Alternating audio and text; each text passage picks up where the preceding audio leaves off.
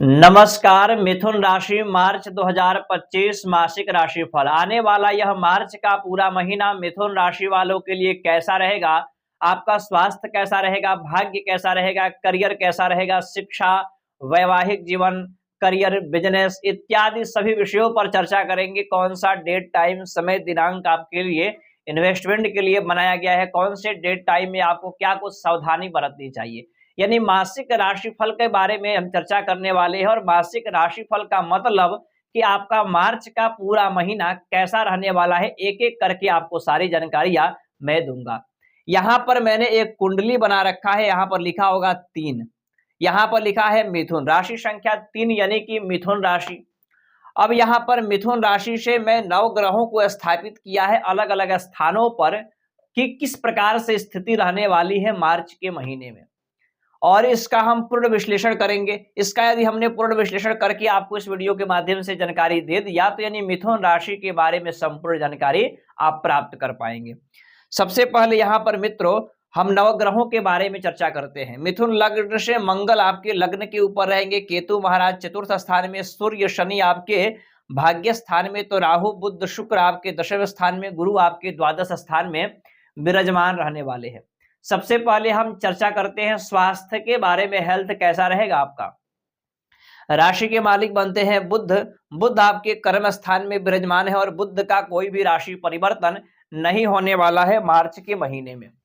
तो बुध ग्रह आपके कर्म स्थान में, राशि के मालिक केंद्र में विराजमान है, पंचमें शुक्र आपके केंद्र में विराजमान है, उच्च के होकर के बैठे हुए हैं। तो कहीं ना कहीं स्वास्थ्य के दृष्टिकोण से ये महीना आपका बेहद अच्छा रहने वाला है, आत्मबल भी बढ़ेगा, यानी स्वास्थ्य आपका बेहद अच्छा रहने वाला है। स्वास्थ्य के दृष्टिकोण से कोई भी परेशानियां नजर नहीं आ रही। चर्चा करते हैं शिक्षा के बारे में। शुक्र हो गए शिक्षा के मालिक और गुरु हो गए कारक।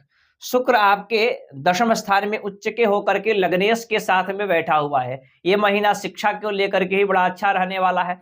जैसे मान लीजिए बहुत लोगों की शिक्षा फाइनल हो चुकी है, वो जॉब के लिए अप्लाई कर रहे हैं, उनके लिए भी बेहतर रहने वाले, यानी कोई भी एग्जाम, एंट्रेंस, इंटरव्यू इत्यादि होता है इस महीने में तो अच्छा परिणाम आपको देखने को प्राप्त होगा। लव रिलेशन के बारे में चर्चा करें तो लव रिलेशन के कारक और मालिक शुक्र लग्नेश के साथ में विराजमान है।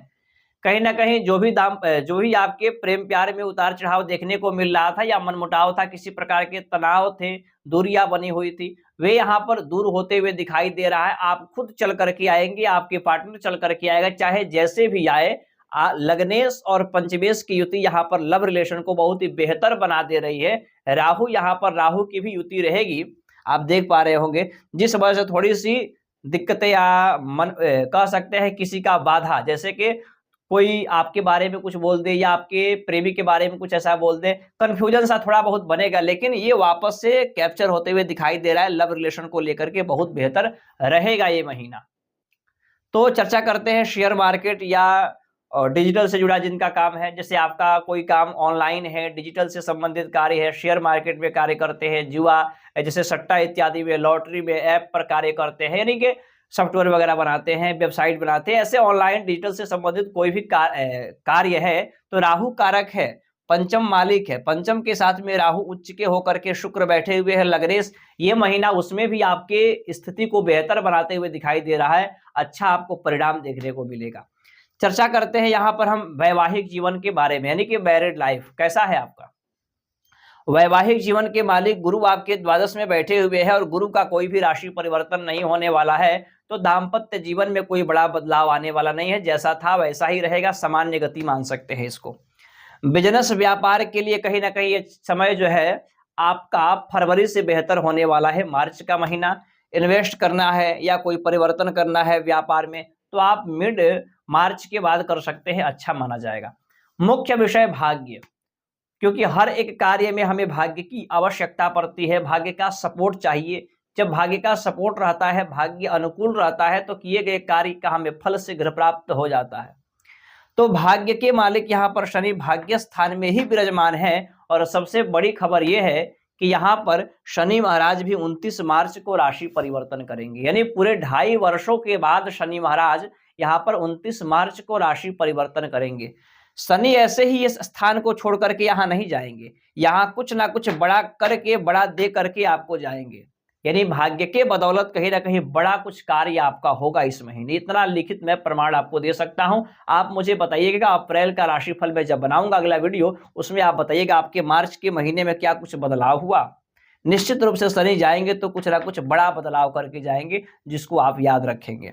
चर्चा करते हैं कर्म के बारे में। करियर के मालिक बनते हैं यहाँ पर गुरु, आपके द्वादश स्थान में है, गुरु का कोई भी परिवर्तन नहीं है, तो करियर में कुछ बड़ा रिजल्ट नहीं है। लेकिन लग्नेश कर्म स्थान में आए हैं, पंचमेश कर्म स्थान में आए हैं, तो कर्म के दृष्टिकोण से आप मेहनत करके करियर को कुछ करेंगे। जैसे कि मान लीजिए आपका नौकरी नहीं है, तो नौकरी के लिए आप इस महीने प्रयास करेंगे, और भाग्य का यहाँ पर पूर्ण रूप से सपोर्ट है, तो भाग्य साथ है और नौकरी के लिए प्रयास कर रहे हैं, तो हो सकता है नौकरी आपका लग जाए।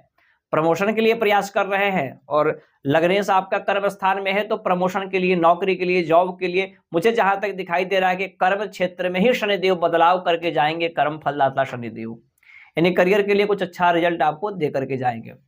बाकी ये ग्रहों की उपस्थिति आपकी कुंडली में कैसी है, ये भी देखना बड़े ही मायने रखती है इसकी भूमिकाएं, क्योंकि मैंने तो यहाँ पर 9 ग्रहों का प्रेडिक्शन कर दिया और 9 ग्रहों का फलादेश आपको बता दिया मिथुन राशि वालों के लिए। अब ये 9 ग्रह आपकी कुंडली में किस किस स्थान पर है, क्योंकि कुंडली सबका अलग अलग होता है, लेकिन राशि तो एक है। जैसे कि मिथुन राशि का कार्यक्रम जो भी भक्त हमारे देख रहे हैं, वो करोड़ों की संख्या में मिथुन राशि के लोग होंगे, लेकिन कुंडली जो आपका है वो फिर किसी अन्य व्यक्ति का नहीं है।